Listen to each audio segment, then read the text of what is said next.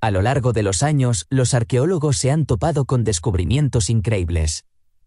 Algunos de ellos son manuscritos antiguos que, según han descubierto, cuentan nuestra existencia desde otro punto de vista. Un punto de vista controvertido. Un par de libros antiguos cuentan otra historia. Una historia diferente sobre el origen y las capacidades humanas. Estos textos antiguos, que suelen considerarse mitológicos, contradicen casi todo lo que dicen los científicos y la historia moderna. Algunos de ellos se aceptan en parte, mientras que otros y parte de sus páginas se denominan mitos, porque sacuden los fundamentos de lo que sabemos sobre nuestra civilización. Estos libros son reales y forman parte de la historia, pero desgraciadamente la historia tal y como la hemos aprendido a lo largo de los años los ignora por completo. Por eso en este vídeo vamos a llevarle a un viaje en el que le hablaremos de 5 libros antiguos, controvertidos y fascinantes al mismo tiempo. Pueden cambiar el conocimiento sobre la historia de la humanidad.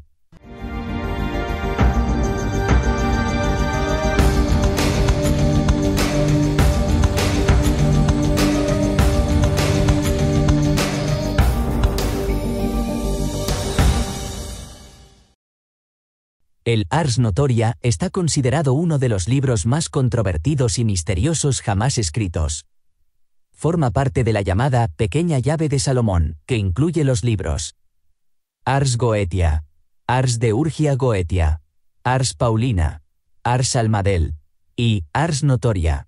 En este vídeo vamos a hablar del Ars Notoria. Es la parte más antigua conocida de la Pequeña Llave de Salomón. Mencionado por primera vez por Michael Scott en 1236, el libro incluye una mezcla de contenido místico, histórico y ocultista. Una secuencia de oraciones, relacionadas con las incluidas en el libro Jurado de Honorio, pretenden dotar de memoria eidética y educación instantánea al mago. Abramos un paréntesis para explicar más sobre el libro Jurado de Honorio y la memoria eidética. El libro Jurado de Honorio es un grimorio medieval que, según se afirma, fue escrito por Honorio de Tiba.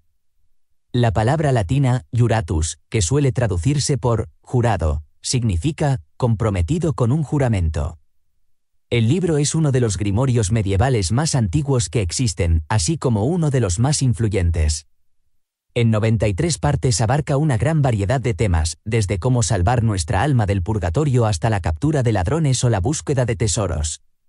Contiene muchas instrucciones sobre cómo provocar y ordenar a los demonios, realizar otras actividades mágicas y conocimientos sobre lo que hay en el cielo. La memoria eidética, más a menudo llamada memoria fotográfica, es la capacidad de hacer venir a la memoria imágenes de páginas con texto o cifras o cosas similares que contienen muchos detalles, aunque solo se hayan visto una vez. En algunos ejemplares y ediciones de la Pequeña Llave de Salomón falta por completo Ars Notoria. A.E. White, por ejemplo, la ignora por completo cuando describe la Pequeña Llave. Ars Notoria no es exactamente un libro con hechizos y pociones, sino con oraciones y discursos, de los que se dice que fortalecen y concentran los poderes mentales del humano mientras éste ruega a Dios por dones intelectuales. Entre estos dones intelectuales se encuentra la concepción de una memoria perfecta. Los manuscritos más antiguos del Ars Notoria datan del siglo XIII.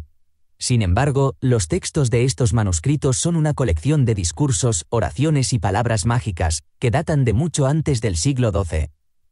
Las oraciones son de un par de idiomas, entre ellos el hebreo, el verde y el latín. A los que practican la aritmética, la geometría y la filosofía se les promete poseer un conocimiento completo de su materia si se comprometen con el arte notoria. Describe el proceso diario de visualización, contemplación y discursos, cuyo objetivo es mejorar la concentración y la memoria del practicante. Se afirma que Salomón adquirió su sabiduría y sus poderes académicos siguiendo el texto de este libro. Para quienes habían deseado poseer el campo académico, esto sonaba como una promesa muy atractiva. Muchas personas que querían tener una mejor memoria, mejor oratoria, sabiduría o sentidos mejorados, seguían Ars Notoria con la esperanza de mejorar su vida o ganar poder. Hubo casos de personas que, siguiendo las instrucciones del Ars Notoria, tuvieron resultados indeseables. Joan de Morini, un monje que vivió en el siglo XIV, seguía celosamente las enseñanzas e instrucciones de los libros. En lugar de lograr la maestría académica, se decía que Morini experimentaba visiones fantasmales y demoníacas.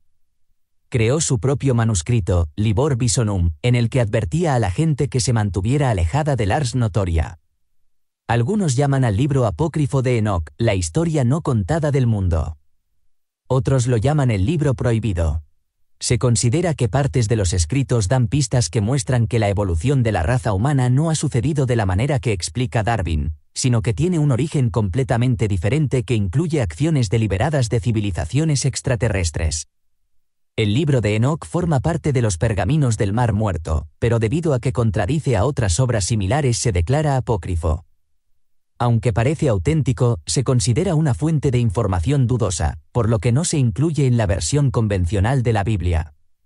Quienes han analizado objetivamente el libro han llegado a la conclusión de que podría formar parte del material de salida del libro del Génesis. El libro de Enoc cuenta que Enoc, que vivió 365 años hasta la época del Gran Cataclismo, es padre de Matusa y abuelo de Noé. Las historias continúan con las de criaturas extraordinarias con tecnologías modernas. Al principio del libro del Génesis se habla de gigantes sedientos de sangre que andan por la tierra, pero en el libro de Enoc se habla particularmente de dónde vinieron los gigantes. Según el libro de Enoc, fueron enviados a la tierra como observadores para vigilar a la gente. Se considera que el autor se refiere a una civilización extraterrestre cuyos representantes eran llamados ángeles. Sin embargo, algunos de estos observadores fueron seducidos por las mujeres mortales y comenzaron a reproducirse con ellas. El resultado de su amor lo conocemos como nefilimas, gigantes sedientos de sangre que sembraron la devastación y la destrucción en la tierra. Los vigilantes extraterrestres también nos enseñaron a producir armas, magias, cosméticos y otras cosas, que más tarde condujeron a la caída de la humanidad. Se considera que el propio Gran Cataclismo borró las pruebas sobre todo lo descrito en el libro. Una de las versiones acerca de por qué el libro de Enoc está prohibido es que contradice mucho de lo que los científicos y funcionarios de la Iglesia dicen durante los siglos, lo que demuestra la existencia de visitantes extraterrestres.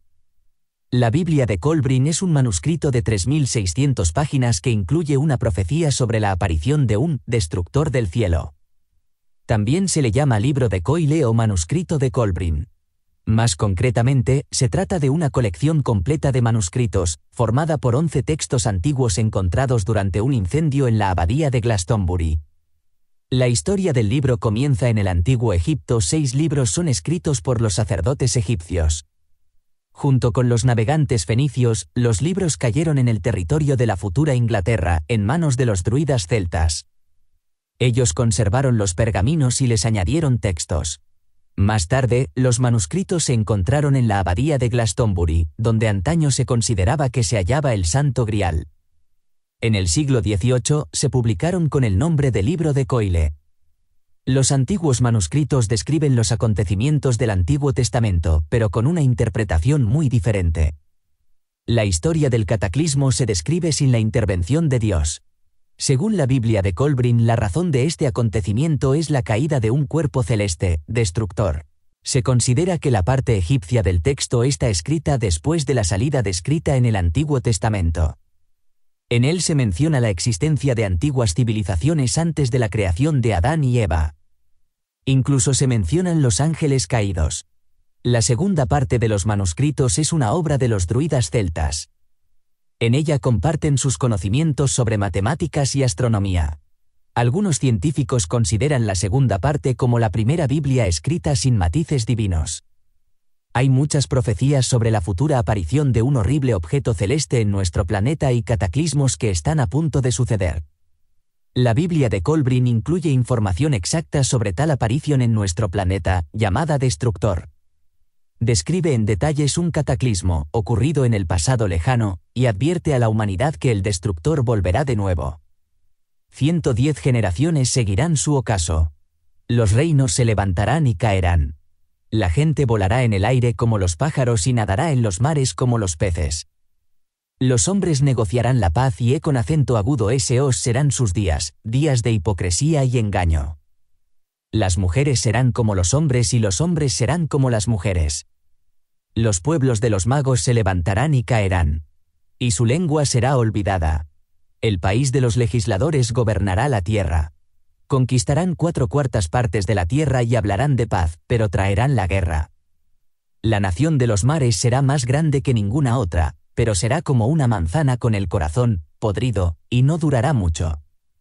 Los mercaderes destruirán a los que hacen maravillas. Los fuertes lucharán contra los débiles, el norte contra el sur, el este contra el oeste y la luz contra la oscuridad. La gente se dividirá por razas y sus hijos nacerán desconocidos entre ellos. El hermano luchará contra el hermano, el marido luchará contra su mujer. Los padres no enseñarán más a sus hijos y los hijos serán cobardes. Las mujeres serán iguales a los hombres y no serán tratadas con respeto. Surgirán problemas en los corazones de la gente, buscarán algo sin saber lo que buscan, la inseguridad y la duda les torturarán. Tendrán grandes riquezas, pero su espíritu será pobre.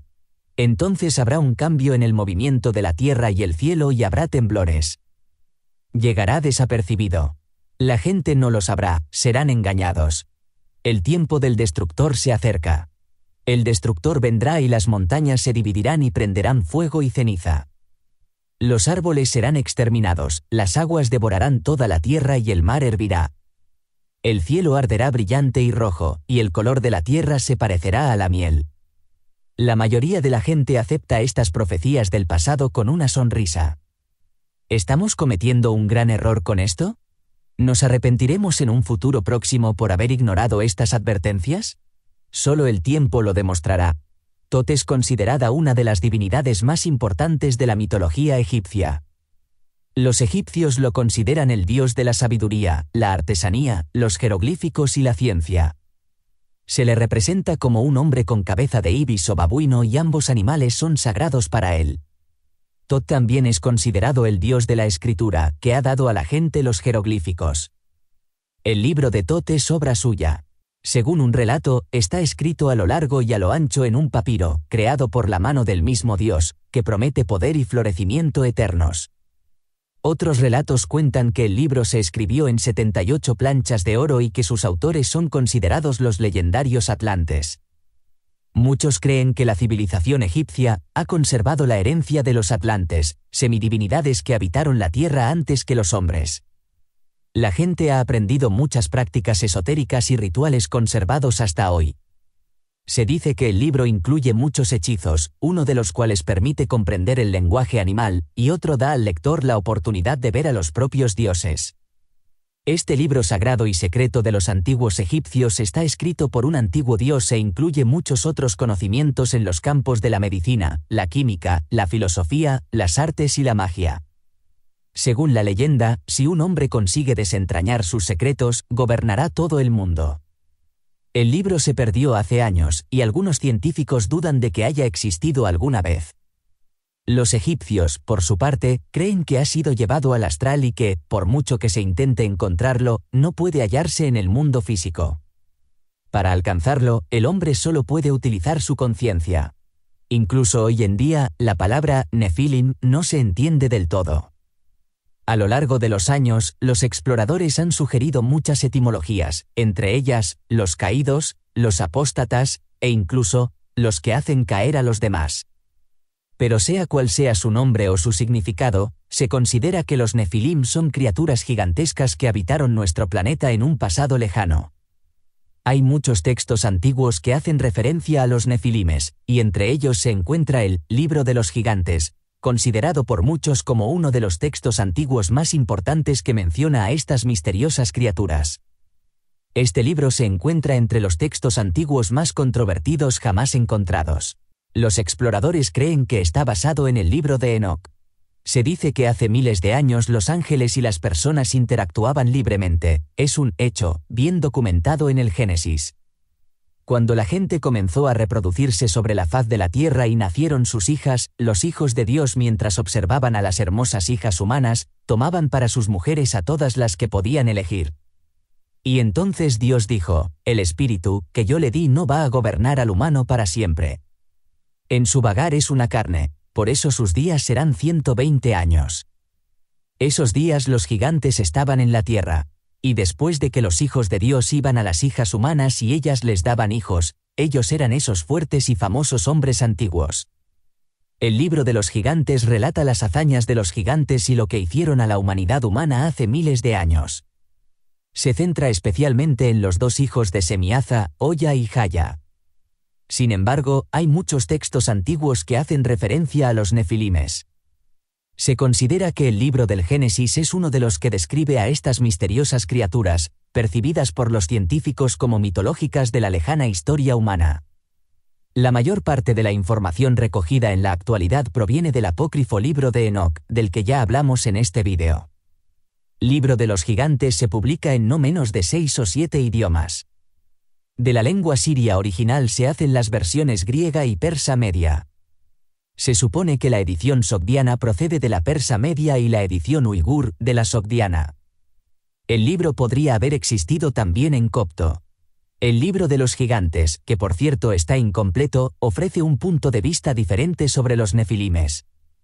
Según el antiguo texto, cuando los gigantes, como se llama a los nefilimes, se dieron cuenta de que se enfrentaban a la aniquilación debido a su temperamento violento, pidieron a Enoc que hablara en su nombre a Dios. En un momento de la historia, tuvieron sueños proféticos sobre el Armagedón. Sus corazones estaban obsesionados por el miedo. Según los escritos, el primero de los nefilimes que tuvo tales sueños fue Magüey, el titán, hijo del ángel Baraquil. En su sueño, un gran plato se hundía bajo el agua y cuando el plato salía a flote, solo quedaban 3 nombres en él. Se cree que esto simboliza el gran cataclismo y la destrucción final de todos, excepto los hijos de Noé. Los nefilimes no estaban seguros del significado de sus sueños y pasaron mucho tiempo discutiendo qué era el sueño de Magüey. No consiguieron interpretar su significado. No mucho tiempo después, otros 2 gigantes Ogia y Jaya, hijos del ángel caído Semiaza, tuvieron sueños similares. Soñaron con un árbol, que estaba desarraigado excepto por 3 de sus raíces. Cuando los gigantes se dieron cuenta de que sus sueños eran proféticos, pidieron ayuda a Enoc. Pero Enoc ya no estaba en la tierra y los nefilimes enviaron a uno de ellos en un viaje